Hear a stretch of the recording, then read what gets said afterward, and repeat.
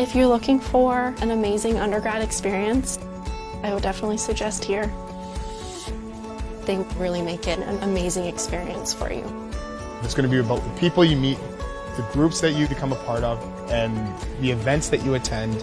I made connections with people that will last a lifetime. The experience I got was life-changing.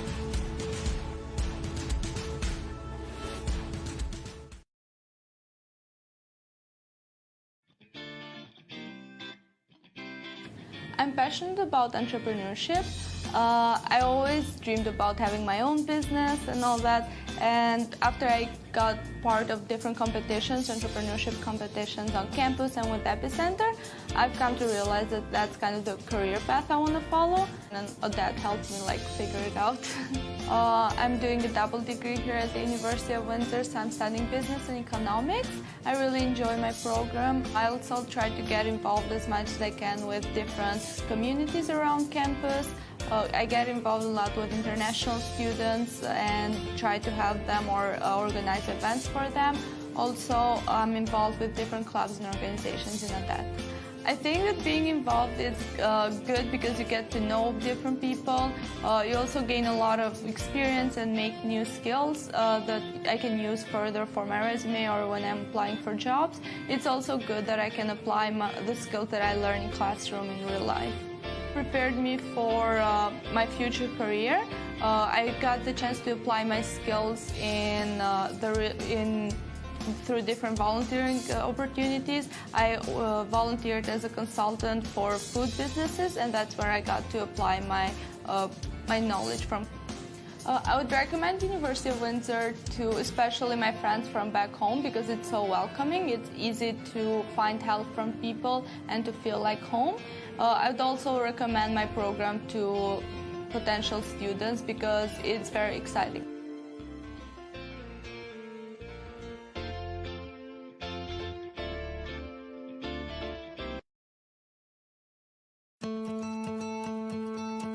I chose the University of Windsor because when I walked around campus, I realized how much school spirit there is around. Also the professors, they were really social and they weren't intimidating. Talking to the professors and just seeing the building, it really hooked me. UWindsor had the tools that I could use in order to fulfill my potential.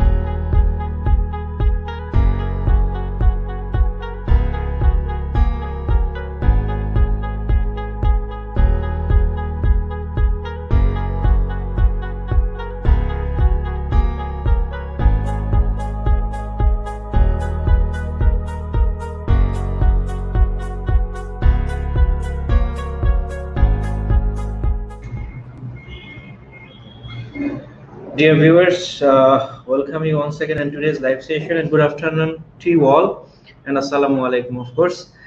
And today's live session is organized by Prominent Consultant. As you know, that Prominent Consultant is working with more than 50 Canadian public universities and colleges, and University of Windsor is one of them. And today we have a live session with University of Windsor, based in Ontario, which is a very good public university based in Windsor, which is quite far from Toronto, but still it's a very good university. They do offer a lot of program both in undergrad and postgrad level. So today we are going to discuss about mostly undergrad level, and today we have a special guest with us, Niharika, who is the recruitment manager for the South Asia region. And today definitely we'll be talking to her to know more details about this university, about all the matters regarding from the courses, fees, scholarships, co-op, and all the things, including application process as well. So before that, I would like to request you, if you're watching this live session, please don't forget to share this live session in your timeline. And of course, if you have any question regarding University of Windsor, So please feel free to contact us, or feel free to inbox, or feel free to comment us so that we can reply your question. So please be with us for next 50 minutes, I would say, to know more details about University of Windsor. So Niharika, can you hear me? Yes, I can, Syed. How are you? Yes, I'm fine. I'm very fine. And how about you? All well at my end. Okay, thank you so much for your valuable time with us. And today we are going to discuss about all the things. But before that, I would like to request you if you could introduce yourself to the viewers. Sure. Good afternoon and namaskar to everybody. This is Niharika, and I represent the University of Windsor, which is based, as Syed said, in the Ontario province of Canada. A little far away from Toronto, but very close to US. So we share our borders with US. Detroit is our neighbor. So it is one of the most active border crossings between US and Canada. And Windsor is situated at the southernmost tip of the Ontario province. I represent the university in the South Asia market, and I look after recruitment and admissions, applications, and counseling. I'm happy to answer all your questions. Please be as interactive as possible, and looking forward to the session. Exactly. And thank you so much, Niharika, for your for your introduction. And dear viewers, as I said you that if you have any question, please don't feel any hesitation. So just feel free to ask. So my first topic is like that Canada is becoming one of the most popular destinations to the international students, since they are very welcoming, one of the safest countries in the world. And Canada is known as the country of opportunities. When students are going there, getting part-time work opportunities, after study they are getting full-time work opportunities, and after all peer opportunities as well. The thing is that during COVID, definitely students are facing very big challenges, like they are not able to go to Canada, and they cannot do the on-campus classes. So they are quite frustrated regarding these issues, and they are really bored about doing online classes since last year. So what is the plan of for the next coming intake, that how the classes will be going on from the next intake, that is fall 2021? So do you have any idea about the Ontario province, how they are thinking? Sure, Syed. I would say that the pandemic has helped us learning a lot, many new things. And instead of wasting 12 months, it was better that students got online and got into the study mode from the comforts of their homes. So I wouldn't say that you should be getting bored or anything. You should be feeling excited that you're trying something new, learning something new. Digital is the next, or virtual is the next in thing now. And the last 12 months have taught us to take classes, to work from home, to do everything virtually. I have my 5-year-old daughter doing virtual classes, so I'm sure 18, 19, 20-year-olds will also have gotten used to it.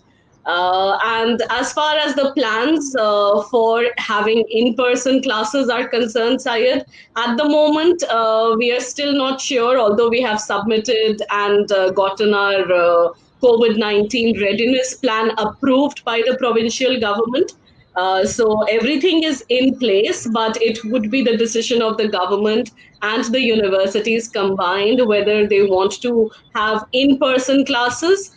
The main take is already online, but depending on how the situation unfolds, everywhere we are seeing a little rise in cases now, but with vaccination coming out, hopefully we should have at least a hybrid session where people who are interested in research-based courses will be able to go and do some lab work there.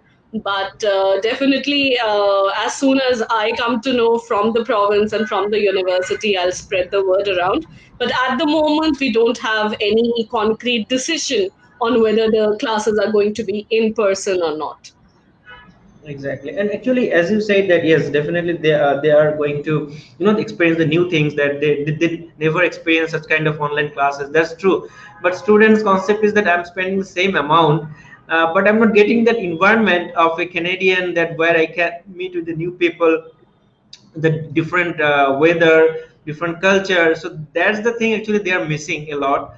So anyhow, something is better than nothing. So definitely they should take care. I mean, they should think positively. And as Canadian government, they have said that even though they do 50% of their classes, so they would be eligible for the PGWP. So which is a very fantastic options for them. So dear students, don't be upset.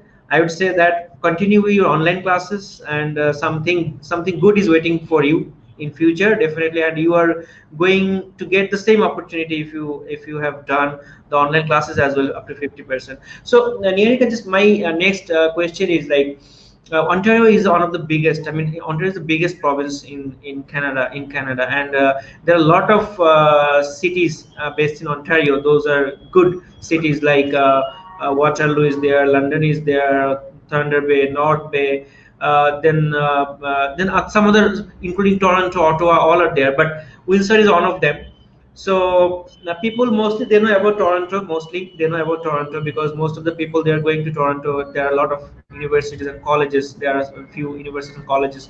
So how do you define as a city Windsor, and how why people can choose the city Windsor? What are the benefits of studying there? Could you please say something about Sure, this? sure. Windsor as a city is not a huge city as Toronto is, but it definitely has great potential.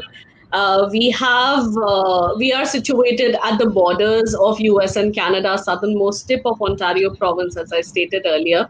And it gives students and people who come and settle down in Windsor proximity to US. So you have the chance of getting into US, doing your, there are people who have been settled down in Windsor for years now. They go to US for work. So Detroit, the main city, is just 45 minutes away from a drive away from Windsor. Windsor as a city is a beautiful city right next to River Detroit. So there is a beautiful walk of 5 kilometers long next to River Detroit, where you can see the Detroit skyline also. As a city, we have a lot of research units based, so it is a manufacturing hub. And people who are looking for programs related to these courses or this area would have a lot of option in getting placed there. The cost of living is not very high. People can afford easily the kind of rentals that they need to pay. I have interacted with students who are paying around 400, 500 Canadian dollars for a room sharing in private accommodations. So Toronto as a city is very, very expensive. The GTA area, you might be paying 1,400, 1,500 for a much smaller room or a studio apartment. But in Windsor, you can get a big house, an independent house where you can share with 4 or 5 housemates and pay 400 to 500 Canadian dollars. So the cost of living is pretty affordable. And in terms of diversity, because it is a border city, because it has proximity to US, a lot of people come and settle down in Windsor. So you will find a lot of cultures, a lot of diversity in the city itself. You'll be able to interact. You will get a lot of food options because of the multicultural aspect involved in the city. And the cost of living, the temperatures would also be favorable because we are surrounded by the 5 Great Lakes area. So we get 7 months of short sleeve weather. And the snow or rain gets cleared up pretty quickly because of proximity to water bodies. So these are some of the high points or some of the USPs of staying at Windsor. Here from South Asia, the students they are mostly you know that they are always look for a opportunity for part-time work or full-time work once they finish their program. And suppose the major cities in Canada like Toronto, Vancouver, or Calgary, or some like Montreal, so they feel that these cities are full of with so many companies, so many the industries. So what are the opportunities basically for part-time and full-time work opportunities in Windsor city? What do you think about As far as part-time work is concerned, Syed, students can work on campus and off campus. On campus, they can work for 20 hours, 25 hours a week, and off campus, they can work for 20 hours a week. The students can work in various departments of the university.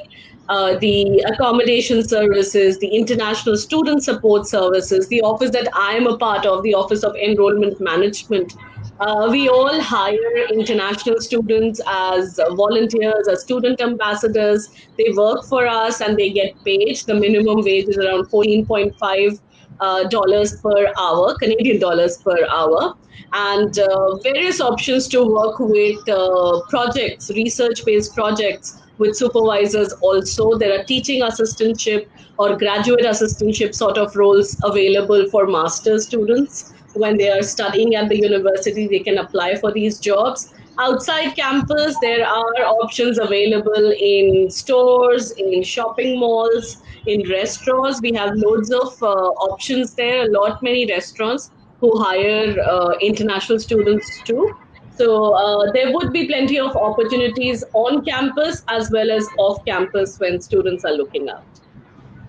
Okay, so we will take on question the same relevant to our last topic, that what are the job opportunities in Ontario and both full-time and part-time. So Jabir Hussain already she explained that yes, in Windsor you can also work on campus and off campus as well. On campus you can work 25 hours in a week and off campus 20 hours in a week, and the wages is not so bad. It's 14.5 Canadian dollar per hour. So definitely, and there are opportunities for full-time work as well. They also offer co-op. And your next question is, Jabir, he again asked, talk about scholarship, please. So definitely we'll be talking about scholarship later on. So please be with us so that you can know more about scholarship. So Niharika, actually, yes, Windsor, we know that it's one of the best public universities based in Ontario, and they do offer a lot of programs, especially because in Canada we know that there are very few universities they do offer engineering, and Windsor is very specific for engineering, and they offer very good program in engineering, and they also offer business and humanities, arts, social science, and so many programs they do offer. And so, I mean, what are the key points of studying in Windsor? Why? Because I know that compared to some universities, the fees is, I cannot say it's so lower. It's quite higher than some universities, competitive. Yes. So in that case, how do you explain about University of Windsor and why they should choose in University of Windsor? What are the basic points of choosing University of Windsor? Mm-hmm. Firstly, we take pride in calling ourselves a medium-sized university. So there are around 16,000 students studying across various programs at any given time. And that is the reason that some of the students choose the university, because they are not known by their numbers. They are not lost in the crowd. They are known by their names. There is a good rapport between professors. People know you by your names. 1 year down the line, you will be recognized at the university's campus. So you're not one of the people who has come from an international country or outside Canada and studying at the university, which is the issue with bigger universities where students feel lost. They don't feel connected. We have a student-professor ratio, an average of 29:1, where the students can make very good use of the professor's network, the professor's experience, and gain knowledge about co-ops, gain knowledge about job opportunities later, get involved in research. It is a comprehensive research-based university, so there would be plenty of such opportunities for our students. And apart from that, the students feel involved. I have seen a lot of South Asian students volunteering for many, there are many such things that happen on campus. There are activities that keep on happening throughout the year. So there are orientations, there are welcome sessions. I have seen South Asian students actively participating in those. So there is a sense of belonging when you go to the university. We also have state-of-the-art teaching facilities, so the latest technology is involved in getting the lectures to the comforts of your home. A lot of investment is being done in athletics, in sports. We know that apart from academics, you also need to be active, you need to be healthy. So there is a lot of thought that has gone into that. We are a research-based university, so 65% of our students in the science faculty take on research from the undergraduate level itself. So there are opportunities for you to get involved in research. We have plenty of programs to choose from, 200 plus actually. It is an interdisciplinary sort of approach that we follow. So you can choose a major and a minor as well. So these are some of the factors, and as well as co-op that you mentioned earlier, Syed. We have experiential learning opportunities embedded into the programs. So starting from the second year, if you're doing a 4-year undergrad course, starting from the second year, you should be able to get involved with an employer, with the industry, the area that you are working on. It would be related to what you are studying. It will not be a part-time work where you will be doing any random thing, but it would be the co-op opportunity that would be provided to you is going to be related to your area of study. So second year onwards, you can do at least 4 months of co-op each year, and these co-ops are paid. These experiential learning opportunities where you're going to learn beyond the classroom, add value to your degree. At the end of the 4 years or the 2 years, you will be ready to get into the job market. It will be written on your degree certificate also that you have done these many co-ops and this is the kind of experience you're coming with. So once you approach companies with your CV at the end of 2 years or 4 years, you will have a better value than the others who are applying for the same job. Exactly, and really co-op is not about just getting the money.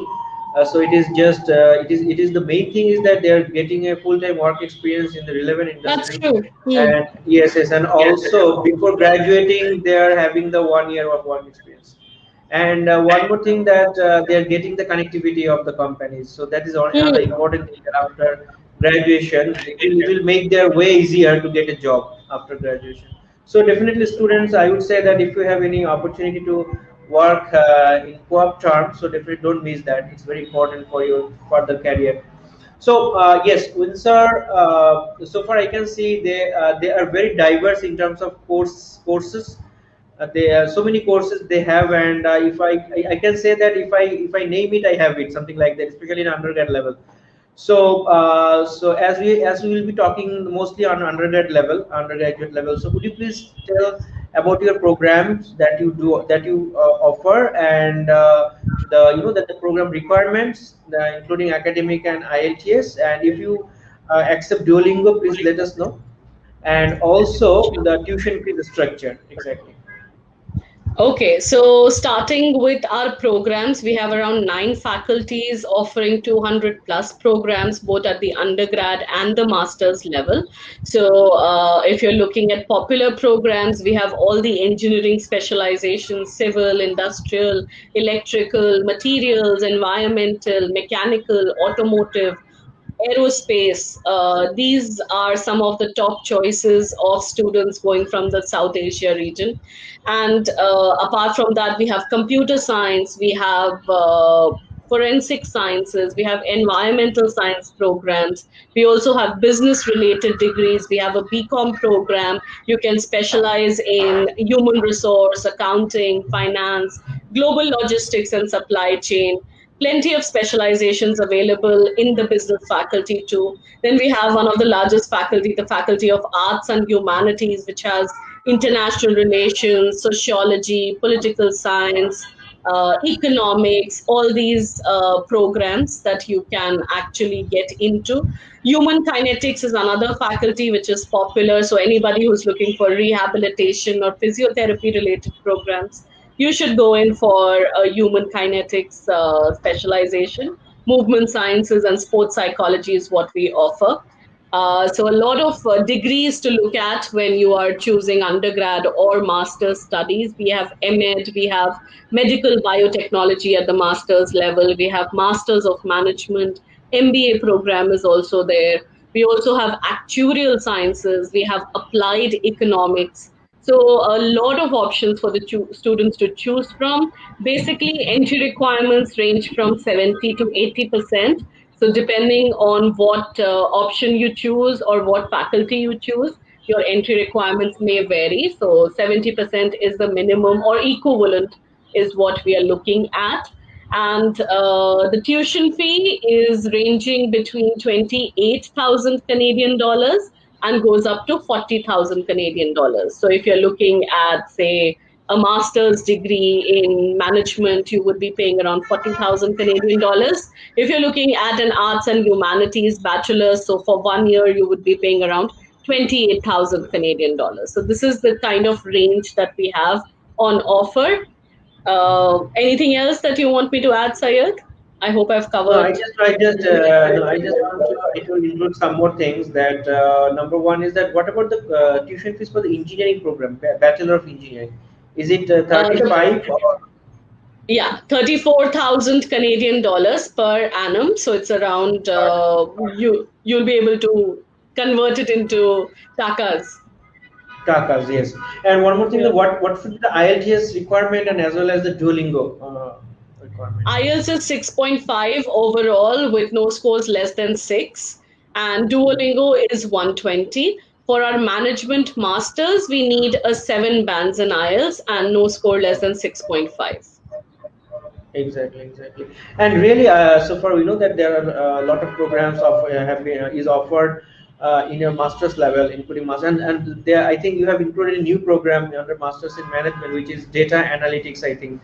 So it is a very fantastic program. Yes, it's a very fantastic program. And honestly, the fees for this master of management, it's not so higher. It's 40,000 Canadian dollar for 2 years, not for 1 year. So it's a very affordable fees, I would say. And they have very good program. The students from the pharmacy background or from the medical background or from the health relevant background, so or some of the biochemistry, biology, so they can do the medical biotechnology. This program is a very popular program. They also offer Master of Education, Master of Economics, and so many other programs, especially engineering as well, Master of Engineering, Civil, Computer, Electrical, Industrial, Engineering Management as well. So I would say that Quincer is a complete package for you, for both your undergrad and postgrad, I would say. So Niharika, actually, as we know that the fees when it crosses over 25 per annum, so in terms of students, it seems that quite higher. Okay, so they always look for some scholarships, or they always look for that some rewards or some waiver or something they actually expect. So what kind of opportunities that students can get in Windsor? What kind of scholarship they can avail? It could be entrance scholarship. It could be after doing classes or after having the first semester or second semester results in the university itself. So what will be the scholarship opportunities for them? At the undergrad level, Syed, there are plenty of scholarships available. So there are automatic scholarships, the entrance scholarships, where you don't have to apply separately.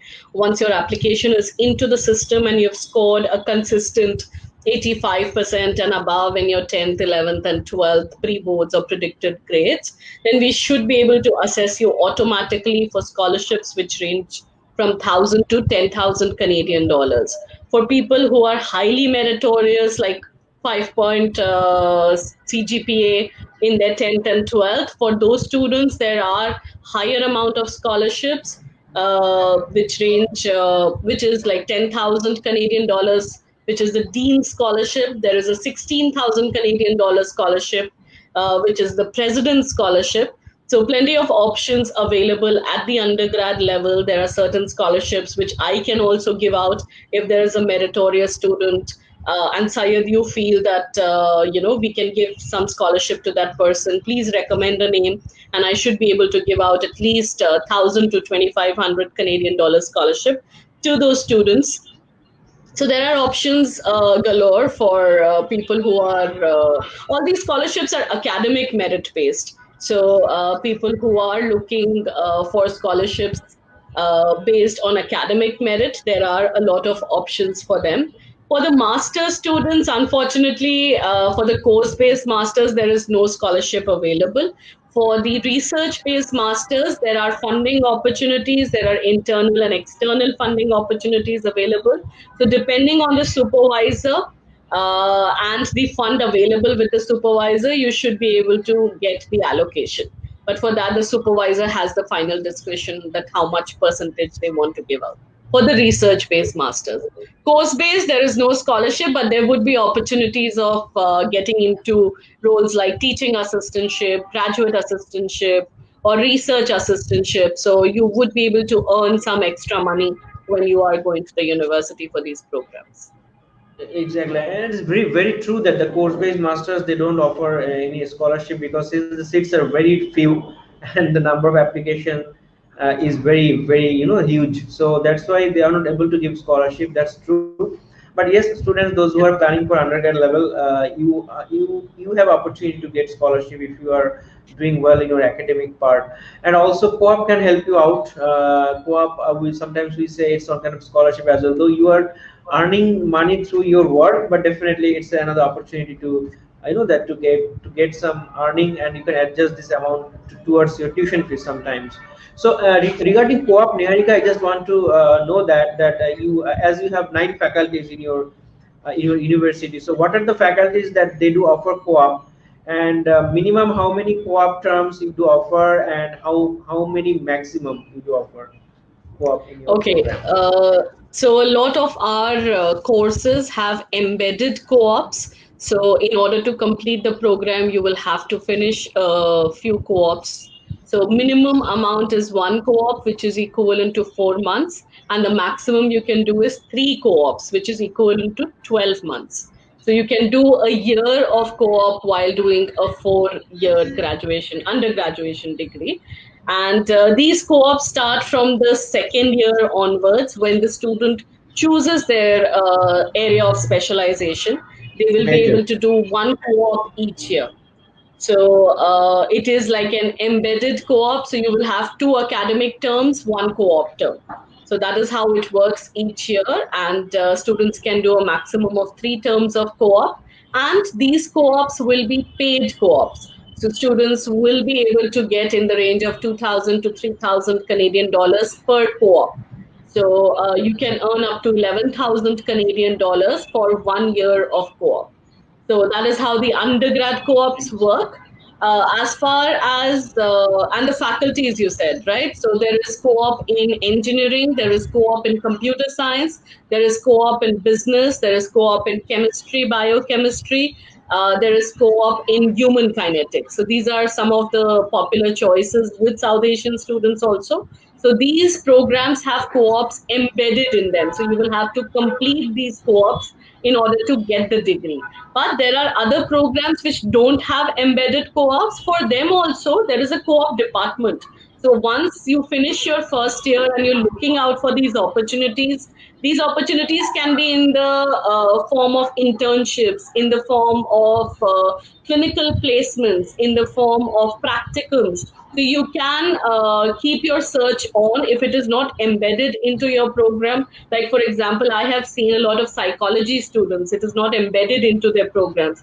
So they do in the 2nd year or 3rd year, they keep, pushing the co-op department to give them some co-op or some experience, or they network with industry, and they have been able to get some co-ops with various health-based organizations. So even if it is not embedded in your degree, you should be able to get at least 1 or 2 terms of co-op while you're doing a 4-year degree.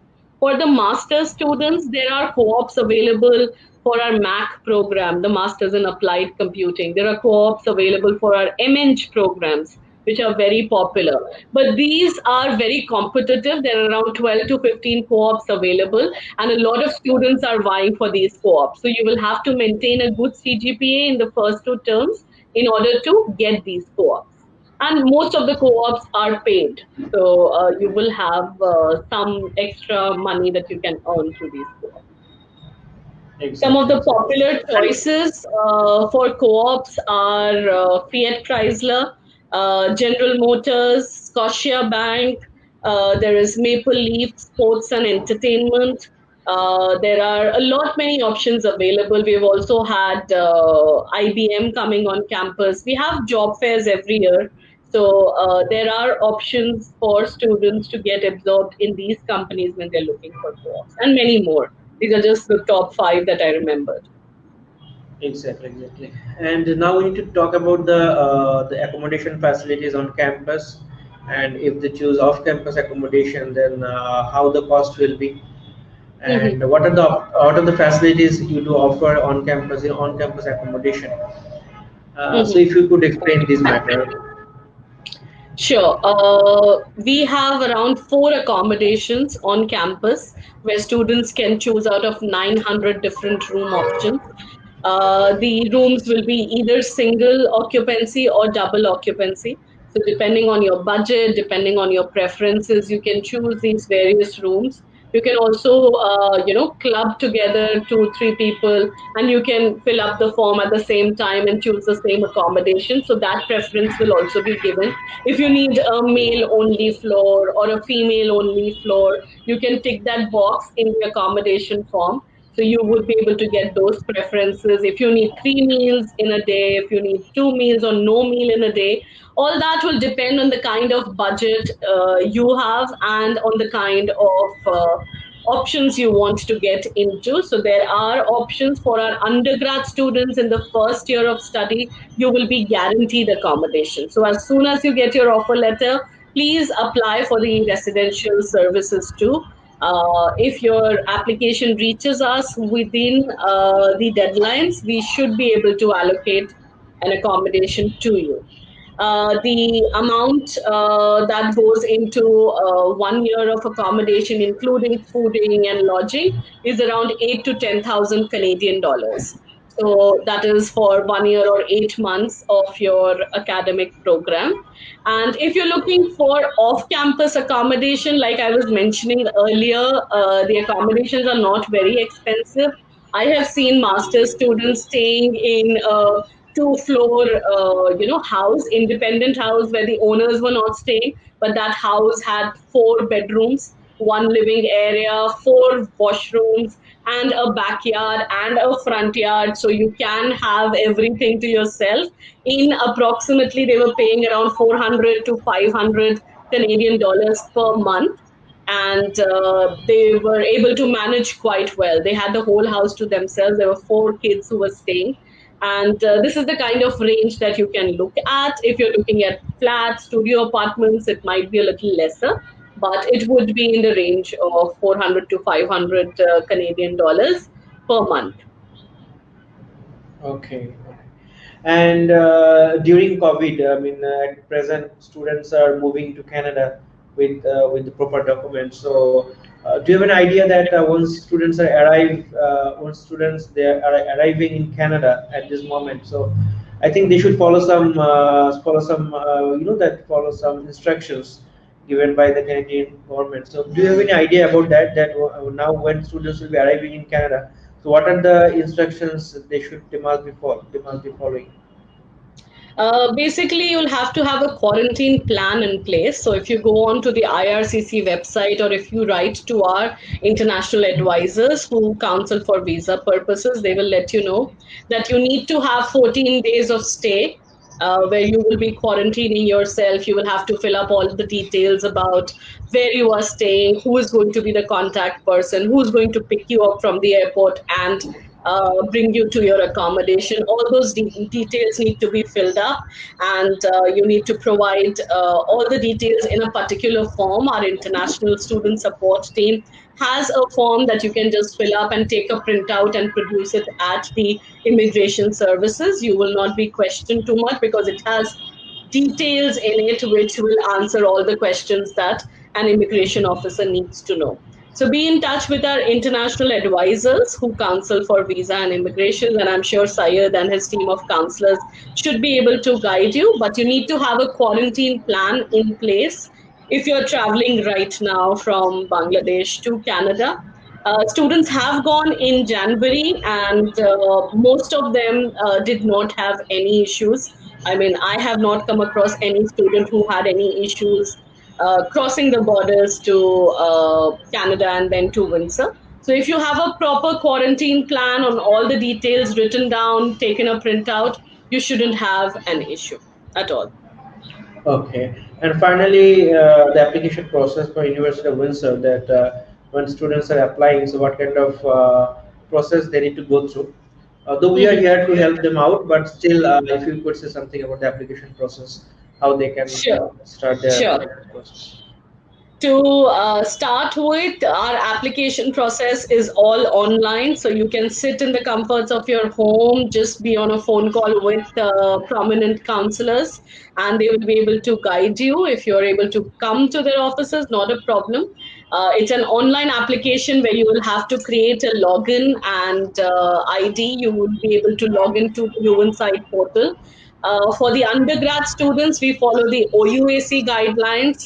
So the application starts in the month of September and closes by the 1st of March. But we do take applications after 1st of March directly through our portal. So if you are interested in the fall 21 intake and you're looking for undergrad programs, don't lose heart.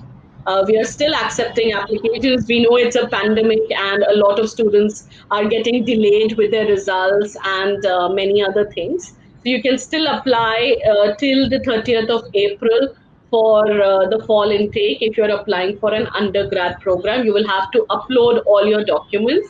Even if you don't have your IELTS, you can apply. We will be able to give you a conditional offer. So students who are still waiting to give an IELTS, please don't wait till the end. You can start your application process and keep uploading and updating the application as and when the results are available. For the master's students, again, it's an online process. It's the eGAS portal that we have, the electronic graduate application system. You will have to create a UWinSite ID and account, upload all your documents, and within 6 to 8 weeks, we should be able to give you an answer. Last year, it was taking longer because all of us were working remotely, but now we've gotten used to it. We know how to speeden up the process. So within 8 weeks, you should be able to hear from us once all your documents are in place. If there is something pending, then it might take a little longer. But for master students, within 8 weeks, we should be able to give you a decision. Everything is online. You don't have to send any hard copies right now. You can carry stamped and sealed envelopes from your institutions. Don't courier anything because people are not there on campus right now and your courier might get lost. So carry it when you are traveling to the university. For the undergrad students, the timeline is between 2 to 4 weeks. And for the master students, it is between 4 to 8 weeks. So within that timeline, we should be able to give you a decision. And hopefully it will be positive. Exactly. And I think there is application fees during your application. It is 75 for undergrad and 125 for postgrad. So, and yes, Prominent Consultant team is here with you all the time, so to help you out regarding your application process. And yes, Niharika, we are just end of the live session. We have talked a lot of things, starting from the city Windsor, then about the Windsor University of Windsor, about the university, about the program, about the fees, about scholarships, co-op, and accommodation, and as well as the application process. We have covered all the things, but still, if you think that you have missed something to let them know, or you want to say something finally to them, so you can say that. As a closing note, I would just like to mention that please do apply. The university offers you with plenty of opportunities. At the moment, I know a lot of other countries are not accepting international students, but Canada is accepting international students, and you should be able to apply and get through. It will open a lot of doors to you. You will be able to get into programs which will make you career ready, and the kind of international exposure and experience that you are looking for will come through these degrees, because you will be studying with students from various nationalities, 90 plus at UWindsor. So please go ahead and apply, take Prominence help. They are a registered agents, and and experience Canada and New Windsor as it is. Exactly. Dear viewers, thank you so much for your wonderful time with us. And Niharika, thank you so much for your time as well. And you have Pleasure. told you have said so many things about University of Windsor. And dear students, really we are taking applications for undergrad level, and you have time still to apply for undergrad level. But for post graduation, so many programs are already closed for fall 21, but January 21 is open, and we already have we have started taking applications for winter 2022. Time is going very fast, and you need to approach as soon as possible for fall intake. So Niharika, thank you so much, and we are just concluding this live session now. And dear students, Thank you for having me here, Syed. Exactly, then take care. And of course, this video will be in our timeline on your YouTube channel. Whenever you want, you can watch this video. And till then, take care, stay safe, stay well. Thank you. Bye bye. Take care. Bye-bye.